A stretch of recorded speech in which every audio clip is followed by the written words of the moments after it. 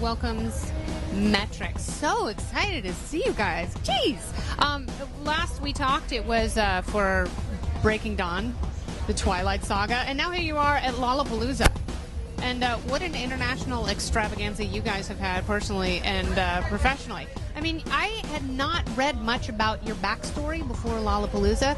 I've been a big Metric fan for a long time, and we're so happy to hear even more good songs on Synthetica. But you have such an interesting history. Like, you were born in New Delhi? I was. And how did you go from New Delhi to... Well, my parents were, my dad was a writer. Yeah. He actually worked on this really amazing heavyweight record called Escalator Over the Hill from the 1970s with this... Carla Bley. Yeah. Just love her hair, by the way. I know, isn't that amazing? So rad. She's, but next level, arranger, composer, everything. And you know, his work is very unusual, his use of language and his themes. And they made it into this, they called it a chronotransduction, this like... kind of thought of it as like the Sgt. Pepper's of the jazz world in that time. So my mom had a school for untouchable kids, and then they left India. They went to Canada, small town Canada. And then, you know, since then I've continued the wandering spirit, met Jimmy in Toronto, moved to New York, you know, moved around, lived in London, you know. And now, as Jimmy was saying, we kind of live in like the Air Canada lounge. So do you guys still live in Canada? I'm kind of split all over the place. The band is kind of split all over the place. Yeah. You know, our drummer lives in Oakland, California. Emily and Josh are kind of in New York, but I don't know.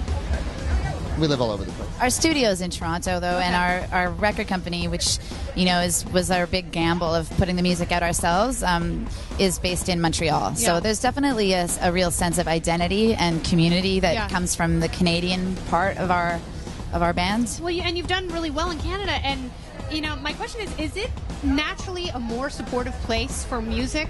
Because, you know, I know on Much Music they have, you know, it's basically a state mandate that you have to play so many Canadian artists. Do you think that's what fosters the support, or? Well, actually, we've seen it change in our lifetime. When we were starting out, there were no independent labels. It was in fact kind of a lockdown of sort of satellite versions of U.S. major labels with, in my opinion, representatives who didn't really understand anything that was happening on the club level and weren't seeing the real talent. It was kind of always like random people were getting signed, and meanwhile, incredible musicians were being ignored. So I think that, you know, like a lot of places, Canada's just really benefited from the democratization of distribution from the internet, you know. And what a difference it has made. I was talking a couple weeks ago about, I mean, I called it the cultural oligarchy, because really in the early and mid 90s, there were only a few players. Yeah, and you couldn't, also, you know, when we went to New York in whatever it was, 98, 99, people still would laugh at you when you said you're a Canadian musician. And now it's the identity of Canada has completely changed to it's something that people think of when they think of independent music, when they think of beards and violins. I'm excited to see you guys playing in this setting. And do you prefer a big stage like that? I mean, are you able to bring the crowd in? What's the trick at mastering a festival setting? I think we're happier at bigger shows. We always like to rise to the occasion. You know, it's like I don't really need to play the after the puppet show that many more times in my life. We're very happy to be on the main stage. It's where we want to be. Yeah, I'm really excited to see you guys. And it's funny, I was going through a lot of your songs.